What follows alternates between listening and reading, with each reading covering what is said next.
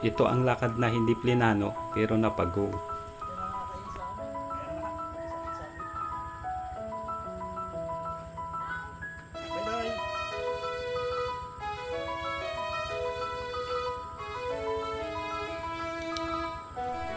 Ito ang pangalawang pagkakataon na mapuntahan namin ang nasabing lugar.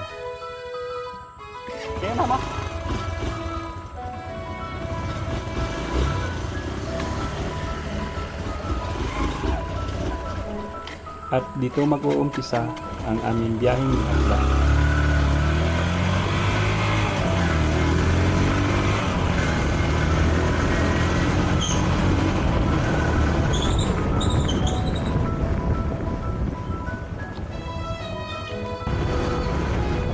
Pero syempre, bago mag-umpisa ang layong biyahe, ay dadaan muna kami sa Caltex para magkarga ng gasolina.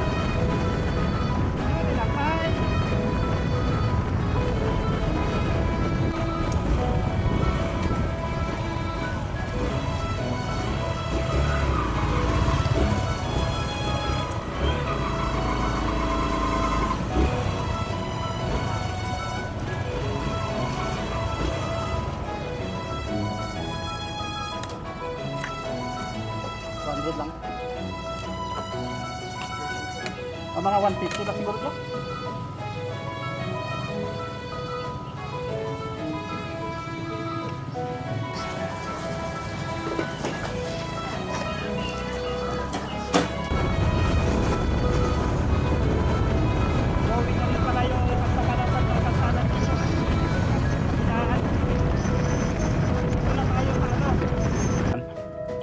Kain mo ng tinapay.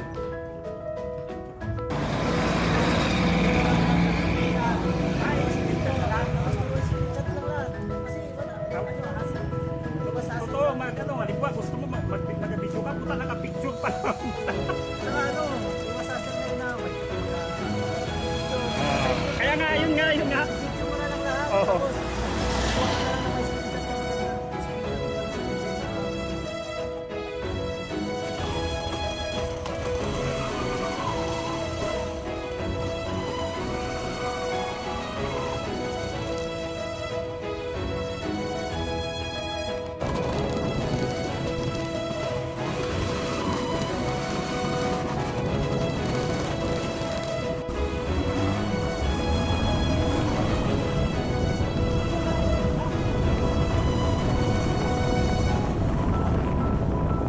At sa mahigit na 2 oras na aming biyahe, sa wakas ay narating na rin namin ang barangay Minapla na malaparaisong baybayin at karagatan.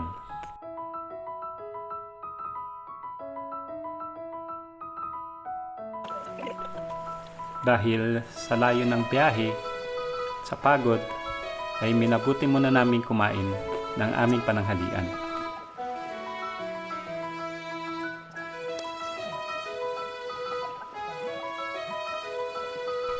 At pagkatapos kumain ay sinubukan kong maghagis at nagbabakasakaling makakuha ng isda. Ngunit hindi pinalad.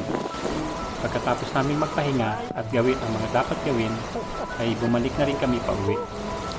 Sa mga oras na yan ay bumuhos na ang ulan hanggang sa aming pag-uwi. May nadaanan kaming isang tulay na may magandang tubig, kaya huminto muna kami para maligo.